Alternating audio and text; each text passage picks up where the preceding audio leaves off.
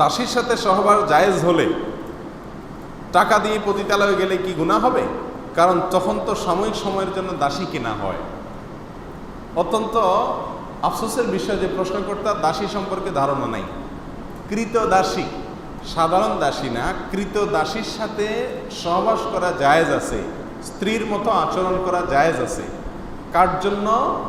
ওই কৃতদাসীর যে মালিক তার জন্য। কৃতদাসীকে তিনি মনে করেছেন কৃতদাসী মানে হলো বাসার কাজের লোক, নাউজুবিল্লাহ।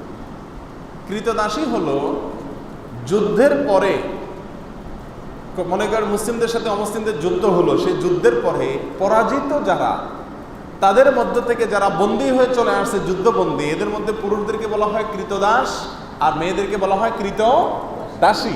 তাহলে যুদ্ধবন্দী হিসাবে গ্রেপ্তার হয়ে কোনো একটা পক্ষের হাতে না আসলে তাকে কৃতদাসী বলা। যদি একটা লোক কাজের লোক হয়, কাজের বুয়া হয়, পুরুষ হোক মহিলা হোক, সে কখনো কৃতদাস কৃতদাসী না। কৃত দাস কৃতদাসী, যাকে ক্রয় করা হয়, বিক্রয় করা হয়, এ অপশন আছে।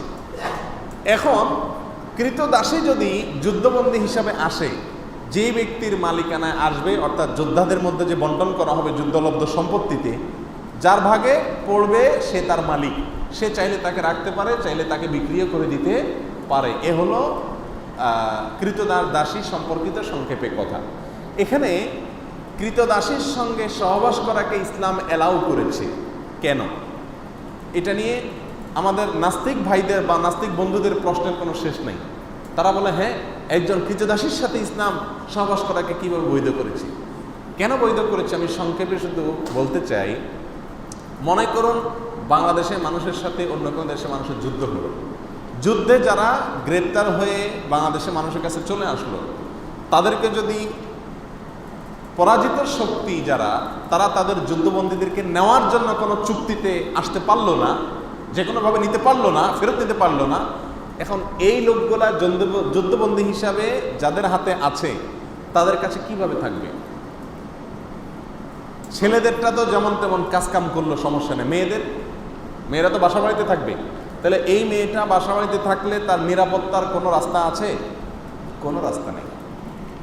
একজন নিরীহ মেয়ে যদি আপনার বাসায় থাকে, আপনার ভেতরকার পশুত্ব তার প্রতি হামলে পড়ার জন্য আপনাকে প্ররোচিত করবে কি করবে না? এটা হলো ন্যাচারাল বিষয়, এটাকে অস্বীকার করার কোনো সুযোগ নেই, এটা বাস্তবতা। এই জন্য ইসলাম বিধান রেখেছে যে ওই ব্যক্তি যিনি সেই কৃতদাসীটাকে পাবেন, তার ভাগে বন্টন করা হবে, তাকে দেওয়া হবে রাষ্ট্রপ্রধানের পক্ষ থেকে, সেই ব্যক্তির স্ত্রীর মতো হয়ে যাবে। এই কৃতদাসী তার জন্য কি হয়ে যাবে?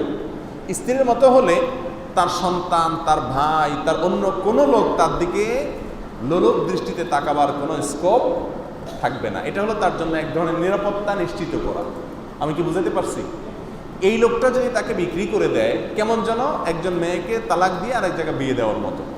তখন যিনি কিনলেন ওই ব্যক্তি তার জন্য ওই প্রথম ব্যক্তির মতো স্বামীর জায়গায় থাকবে। শুধু তাই নয়, ইসলামী শরিয়ার বিধান হলো এই মহিলা থেকে যদি কোনো বাচ্চা হয় ওই ব্যক্তির, তাহলে সেই বাচ্চা হওয়ার সঙ্গে সঙ্গে এই মহিলা চিরকালের জন্য সাধারণ কৃতদাসীর নাম থেকে বের হয়ে যাবে। অর্থাৎ এই মহিলাকে আর সে চাইলে আপনার কি করতে পারবে না?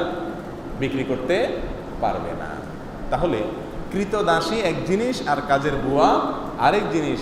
আপনি কৃতদাসীর সাথে সহবাস করা যায়, সেজন্য পতিতালয়ে যাওয়াকে জায়েজ বলবেন, এটা মূর্খতা ছাড়ার কিছু না। আল্লাহ তাআলা হেফাজত করুন।